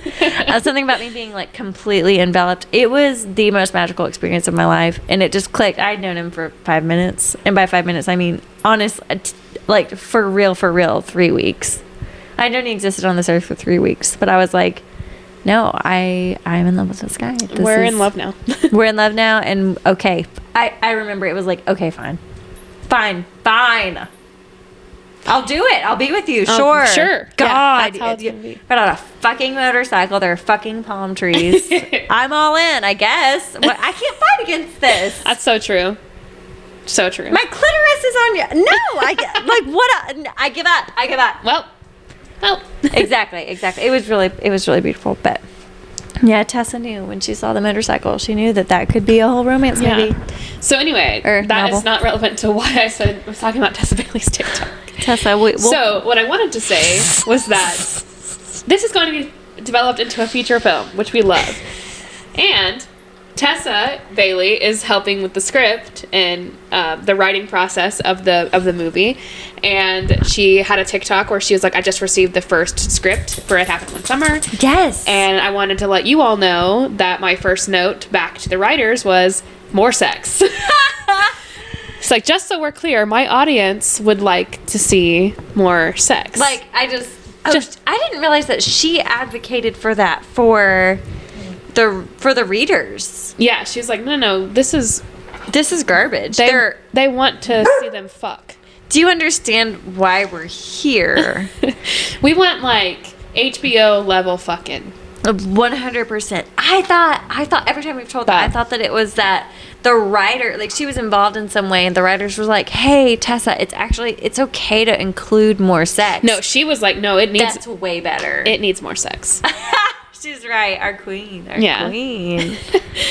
Wow. So yeah, there's a story here, and it's a good story. It's really powerful. It's a fish out of water. Yes, fish out of water trope. Yeah. There's also the character evolution is really beautiful in both Brenden and Piper. I think that's what endears us to these people. I think just the power of them both evolving and healing and growing as people is really priceless. And that's what we're here for. We want a hero's journey. Piper's our hero. Yes. And they both like have a full arc, and the story has a full arc. And there's a point. I feel like in most romance novels, they're going to end up together. There's going to be the third act breakup, and then they're going to get together. Sure. But I felt like in this book, I was genuinely worried. Yeah. That they were not going to end up together. Well, and it's because of Piper's like subconscious, like her thought process. Tessa does a gorgeous job of just kind of zooming in. Like Brenden is so clear, and that's what we want. That's what the girlies want. We want stability and predictability from these men. These girlies anyway. These girlies who I need stability because I am unstable.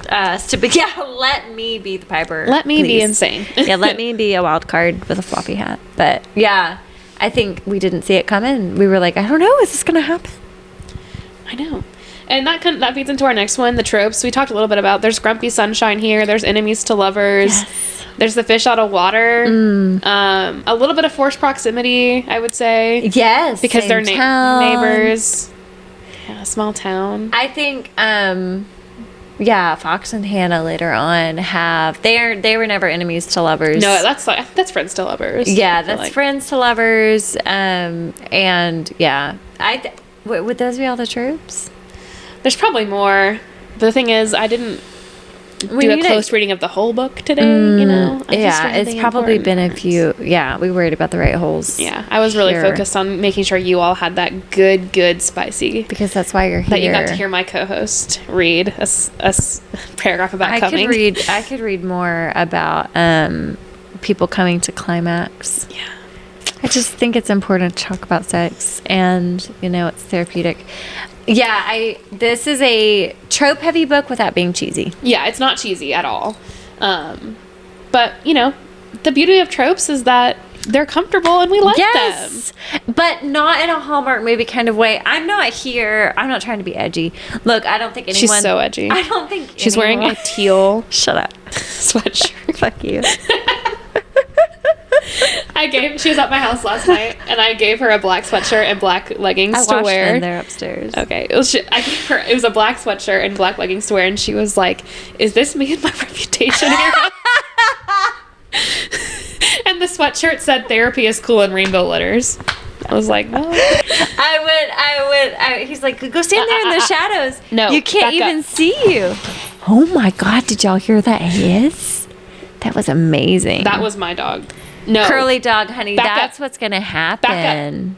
Play with fire, baby. Come here. Come on my side. Come be my baby. Dear God. That was adorable. People often describe me as edgy.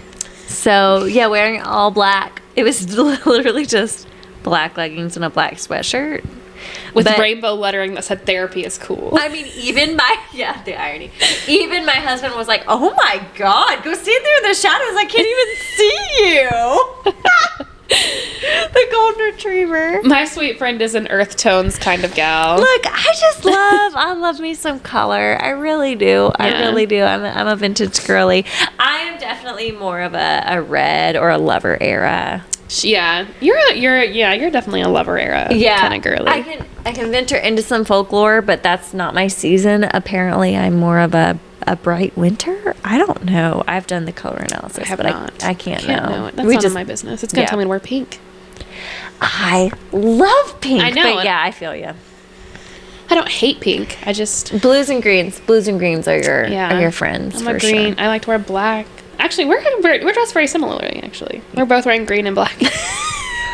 But mine's like a muted. Yours is fun and Nassau. edgy. You work with teens. God, mine is a stretched out. This is from our honeymoon to a place that we won't discuss. A place that we're gonna go this summer, actually. A place that families go on vacation together. Commonplace white people in paradise. And that's why we record this podcast.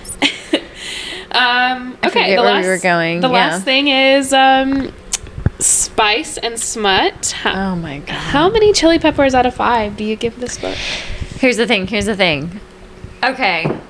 At some point we will review a harem romance. We will review some like dirty, slutty stuff. We should do Baking with Benefits. 100%. I really like that book. God, so good. You know, I never finished that. I just worry about the right holes. I mean, you probably read what you needed to read. And there's not a story there. I've seen what I've needed to see, and I should finish it. But that's like some dirty smut.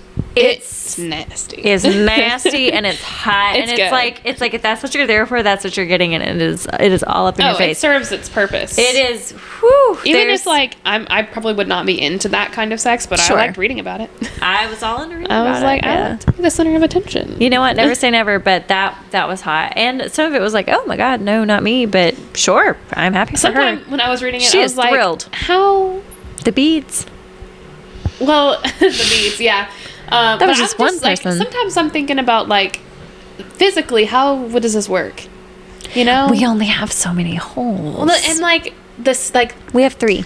There's a guy on the bottom, there's a guy behind her, and then there's a guy standing up. I'm like, I don't get it. Someone's balls are in someone's face. There are so many bodies. All beds would have to be king size beds. They would have to. Well, and all of them had been in. This is not a Faking with Benefits podcast. No, but we are going to talk about that book, but sure we will. I think it's important. But yeah, I think. Oh, but for context, if we're talking about chili pepper, so I want to be conservative here because I know that there's some actual smut that is more dirty, sexy. This smut. I mean, Brendan's pretty. He has a mouth on him, for sure. I think the dirty talk. I have Dipsy, the audio erotic story. Oh my God, 10 out of 10 recommend Dipsy. Could they sponsor us? I have heard them sponsor a podcast. Dipsy, please sponsor us. We would like some money. Yeah, I just paid for y'all's annual subscription today, and I saw it go out, and I'm like, what the fuck was that? And then I was like, this is worth every penny. This is a quality service that I appreciate from y'all. But what was I saying? Oh yeah, there's a hashtag for dirty talk, and I'm like, why are we reading about or listening to sex without dirty talk? I didn't know that sex without dirty talk existed. You're just completely silent? What's happening? And and I understand the blood is not in the brain, but look, when you're having sex with a woman, you need to romance her mind as well as her body. Yes, I believe that. And I feel like there are things that I say during sex that I would never, ever say. God. That's the fun of it. Right. And so I'm just trying to picture what sex is like without any kind of talking. What do you just... just sweat and breathing in your ear. Like, I just can't. It's not how it goes. Because, like, even back, like, when like we're first married and we're not knowing anything about sex and all the things, we still, like, talked to each other. Like, even if it was, like, does that feel good? Or, like, you know. Enough. Yeah. Where, like, there was, and, like, some vocalizations and such. Did I say his name? I probably did. I don't know that I've ever. I very rarely say mine's full name to him because it's a long name. When I do the re-listen, I'll. I think dirty talk is really important, especially if you're reading it. Oh my God, just the dirty talk alone. I love a good description of like what's going in what hole. Like, please elaborate. I want the full description, but I also want I want him to talk. Like the dirty talk. Say some stuff. I think Brendan's. It's like it's not just sexy. It's really like. It's just really beautiful. It is. It's, and he says some dirty stuff. Mm-hmm. And I love, it's like, get you a guy who can do both, who can like. Get you a guy who can do both. Talk you about how him giving you his cock is not neighborly. And then also say, hey, you said some things that bothered me last night.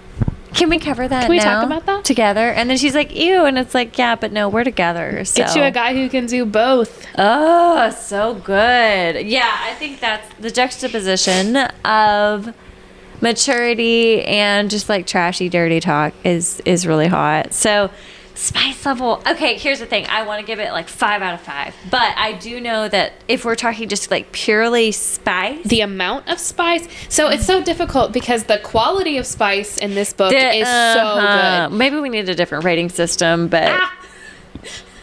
Yeah. It's so stressful, you all, to try to. How do we quantify something as beautiful as this? Because, if we're building this off of like several factors, then this would be 5 out of 5. But if we're comparing it to like just pure sex, raunchy, dirty stuff of like a harem romance, then it's like this would be like a 4. Right. Do you think? I don't know. Like in there's my soul, I want to give it a 5 out of 5 because there's ass eating in it. There's in Seattle. There's kitchen table sex. That thong situation. But it's not, and it's kitchen table, very just like it's a full chapter, and there's not penetrative sex there. It's a very descriptive oral sex scene, which is for the girlies, and a mutual masturbation, I think. Yes. And then there's a public sex scene in the hospital, standing up against the wall, and then there's sex on the fucking boat. That sex on the boat, you can't go wrong. He takes naked pictures of her, and they fuck on the boat.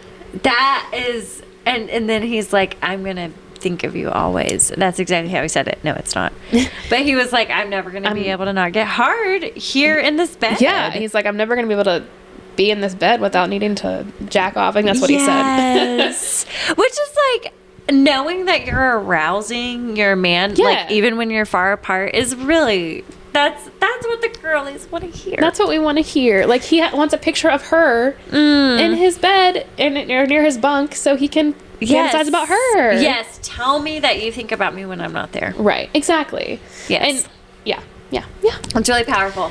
So, and then Seattle, there's butt stuff. There's lots of, there's some sugar daddy action of like, oh wait, you actually do have an income. You want to spoil me a little bit. Yeah. So I think, for our brand of chili peppers, this would be 5, but like compare, like knowing what we know, which is it's like 5 with a star, knowing that there are books that have more sex kinds, and like I don't know, the quantity of sex is more, but I think the quality here is great really distinction. Yeah. Quality and quantity. I think the quality here hits all the right intersections for us. And, it's a little bit of a slow burn. I think it takes like 150 pages to get to the first spicy scene. And a lot of times in slow burns, you'll get maybe 1 good sex scene. This one you get 4. I think that's a real service to the people who are reading us. Yeah. I like a good slow burn, but I do get like, you just get 1 in the whole book. I will say, the Too Hot to Handle, such a slow burn, such good sex. Similar vibes to Brenden. Anyway, we'll circle back to that at some point. I have that book downloaded. I just didn't read it. There are some slow burns where I'm like, there is no payoff that will be big enough to make it worth how much I have invested into reading the slowness of this burn. I do like I like the tension. It keeps me up at night. Yeah. I've got to stop that. I read before bed. Yeah, I don't. You like to start your day with dopamine. Yeah, I do. I love to see I it. like to wake up and read. Beautiful. I'm the best version of myself in the morning. And I know that is not common, but It is a beautiful quality that I envy, similar to your other executive functioning superpowers. well, it can also be to my detriment. I see no flaws. I imagine that you might think so. Yeah. What's the next category? I think the last one is We know we'd let him date our friends. But this is comfortable. Why haven't I been laying here the whole time? yeah. Closing comments. God. Well, we've not spent any time on this book. It's only been an So- hour and 45 minutes, so That feels low. we could TBH. have talked for way longer about this I book, do think, here's the thing. I think I did us all a service by me not having, I've skimmed over it here recently. I read it in earnest, probably 3-4 months ago, maybe. Or like the second time in earnest. And we are all served by me not having this fresh on the brain, other than the sex scenes. Like, I vividly remember them, dear God. they're ingrained. They're into my mind. absolutely, I mean, yeah, like, we're girlies. Like, you gotta have something that comes up. Pun intended. Gotta have some images. It'd be coming up. It'd be know? coming up, if you know what I mean. It's coming up. But yeah, I think it's, yeah, I could have unpacked this in even greater detail. But I will say, for those of you, for like closing comments and like a to be continued, for those of you who are like, I don't know, oh man, I'm going to be getting the same vibe with Hannah and Fox. You're not, Which I think is wise from Tessa. Like, these Yeah. are sisters. Sisters are often very different. I don't have a sister, I wouldn't know, but Can't know it. Yeah, can't know it. But like, I love that she didn't try to just write the same story in a different way. That would have been strange and stupid. Yeah, Hannah is a very different character. She's more. I want to say grounded, which Piper is not grounded, but Hannah is like, she has like a full-time job, and she's very passionate into about like her craft. she loves music and record store, and she's very passionate about that record store. You know what? Oh my God, I just realized this. If Brenden is the steady one and Piper is the flighty, superficial one, which we know she's not actually superficial, but she is a little, that doesn't negate other things. It's almost like Fox and Hannah have the roles reversed. Yeah. Now it's coming back to me now. Fox has a really beautiful story where he feels like he's Only objectified, only wanted for his body. Mm-hmm. Which, I mean, we kind of do. Yeah, it's such a bad thing. But yeah, so if you want to read the second one, it's a completely different story. It's friends to lovers, and they're really sweet with each other. It's really beautiful. I just remember the massage oil scene. The massage oil, you cannot go wrong. It's like, Hannah, I can smell the lavender. You know what? I'm happily married, I will say that. Also, in an alternate timelines I'm a big fan of. In an alternate timeline, I would love to be newly into a guy and have that exact scene go down. I mean, you can do that with the hell. current guy you have. I could, but you know what? There wouldn't be the excitement and the mystery. He would just be like, come on, let's go. And I'm like, no, tease me, God. Is it too much to ask, really? Yeah. Be a romance novel character. God. No, I do think closing comments for It Happened One Summer. If you have not read this book, we have given some like important things away in it, but I don't think we've given enough away that if you haven't read this, we didn't talk about the third act breakup at all. Yeah. So there's still stuff for you to learn there. Exactly. I think if you value like, I don't know, true love and like good story, this is good. And if you value sex, this is good. This is the kind of, if we could somehow send out like a message into the universe to say, write more like this. This is the smut that we love. This is the smut that we're here for. Yes, because it's a beautiful balance of the story is there. If you take out the sex scenes, there's still a story. Sure, yes. And why would you? But yeah. When you put the sex scenes back in, it's just so beautiful in the way that she writes them, and yeah, it's so good. And Can't go wrong. yeah. 10 out of 10. So we would recommend this book. Please read it if you haven't. And it's a party. The movie. When is the movie coming out? I don't know. Should I Google it? Just gonna Google it. We need to know. Google it real quick. I do feel like this is the kind of thing similar to, I don't know, Harry Potter, Lord of the Rings. This is exactly Twilight. like Harry Potter. If you do some casting, that's off, fun. We should do that. Like, we should do some real life casting for this. But what I'm saying is that if the producers and directors do some poor casting on this movie, I will never forgive you. Yeah. I will never recover. This is one of those, it's kind of like how the OG, I'm sorry, this is polarizing, but the OG Pride and Prejudice casting and just set up, yeah, it was true to story, but no, not for me. The Keira Knightley Pride and Prejudice changed all of our lives. It changed our adolescence. It changed our puberty years, whatever years you were watching this, and I'm in my early 30s, so. Okay. We have a date? If production begins in 2022, fans can expect it to hit the screens at the end of 2023. That's this year. Mm-hmm. In the year of our Lord, 2023. So hopefully they've started production. Oh my God. Yeah. I'm trying to think of who I'd want to play Piper. I mean, I can't. Oh, sorry. I can't not see Alexis. I know, I can't either. What's her name? I don't know her real name. That's okay. She's Canadian queen. My God. Gosh. But what guy? I feel Sydney like Sweeney from Euphoria might be really good for her too. Oh my! Is that the blondie baby? Mm-hmm. Yes. Okay, she would be brilliant. Oh, she might be the ideal. Yeah, she'd be good. Okay. Well, wait. Have they already cast it? I didn't see anything about casting. Who would be Brenden? Look, there's a Chris Pine kind of energy. Oh, I was gonna say Chris Evans. Chris Evans, he's a blondie baby. Well, he's been. I mean, I'm thinking like dark cap. Oh, Chris Evans. We've got a Marvel girly on our hands. Okay. He's got the beard and the dark hair. Oof. We need someone steady, but like can do some wall fucking. I think Chris Evans could do that. Fine. Yeah, I mean, honestly, if it's more Brenden is. I'm not so like attracted to his like. He's so hot. It's more like, oh no, this is a man I want to spend my life with. Right. That's how I feel about Chris Evans. TBH. That's how you feel about Chris Evans. Yeah. I could see that. I could see. This is not necessarily an intellectual type. This is like a steady. You know who else I can see? Whom? Zac Efron. The new Zac Efron. Yeah. He's built. Stop. And, put a little beanie on him.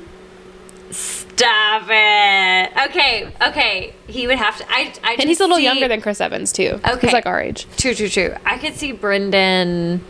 I just need whoever plays Brenden to be like at least a foot taller than Piper. Oh, he is short. I think Zac Efron's like 5'8". I know. I think he is a little short. That's okay. That's all right. We love a short king. But I just thought of, because I saw this video on TikTok. I've seen a couple videos on TikToks about this. Sure. That apparently Zac Efron's most recent ex-girlfriend, like her biggest complaint about their relationship was that he enjoyed going down on her too much. And I was like, that man? You're complaining about that? Get out! She's reported as saying that? Yes, she has said it. Grateful. I was bitch. like, are you shut your enjoys going down on her? He went down on her too often. What? Has she been to therapy? My friend. Also, that can't be true. Nobody says that to the press. I've seen more than one TikTok saying that. I want to know everything. Also, Zac Efron. How you doing? We're interested in that fact, my friend. Yeah, we need to know more. He seems like I believe that about him. Wow. That's a good person. I'm glad that she's going to someone else, and that I hope someone who can appreciate him is For real. for real. He dates For like real. regular people. Oh. He dated his waitress one time. We both worked in restaurants. Yeah. Oh my God, I would die. Yeah. Well, we would love, our listeners. Listeners, let us know who you would like to play. I don't know how you can communicate with us. One day we will have listeners. I think we will have we'll do a TikTok. We can keep a TikTok. We can keep a TikTok separate from. That would be way easier. Yeah. Let's do a TikTok. I might download TikTok We for could just that. I've seen videos on TikTok where it's like just a still shot of like an open book and a candle, and it's like Gorgeous. a recording over it. Beautiful. We can do snippets of our podcast over like with a random screen. Oh, it would be hilarious. Yeah. Okay. Well, you can communicate. You can send us some deets. I feel like where there's a will, there's a way. We'll put it in the show notes too, our contact information. But yeah, comment on our. Oh yeah, we do have a Gmail. I guess you could email us. Yeah. What is our email? ourkinkykindlespod@gmail.com. ourkinkykindlespod@gmail.com. Let us know who you would cast as Brenden and Piper, Yeah. and And even maybe the sub characters. If you email us, we'll read them. We'll read them on the air. Oh, we will 100%. We will have a section for fan mail. I don't think y'all understand how deeply we would love to read fan mail on this. If we ever got an email from someone for this podcast, we would first squeal. I would actually cry. Do people understand how low the bar is for making us so happy? We want one single listener to send us an email. Oh my God. A listener who we don't know, which hopefully will be everyone. Yeah, just one stranger to email us and say, I would really like to see Kumail Nanjiani play. Sure. Exactly. And then we'll, defend your answer, and we'll debate it. We accept all answers. We don't discriminate. We're supportive. We might laugh at you a little bit, but yeah. A little JK.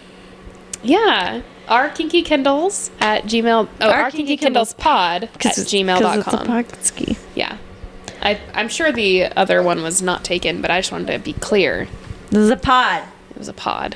Podski. Okay, we're almost at 2 hours, and for that you are welcome. Yeah, you're so welcome.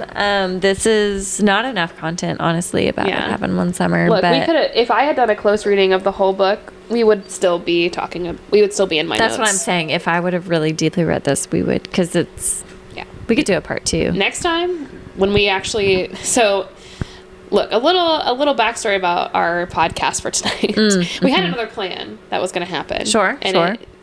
Things happen, things fall through, and so, we next time when we actually read the book that we're supposed to read the book that we're supposed to read. Here's the thing. We can't make Look, I have a job. We are full-time employees. We need for Smut to be fun. We don't need it to be assignment.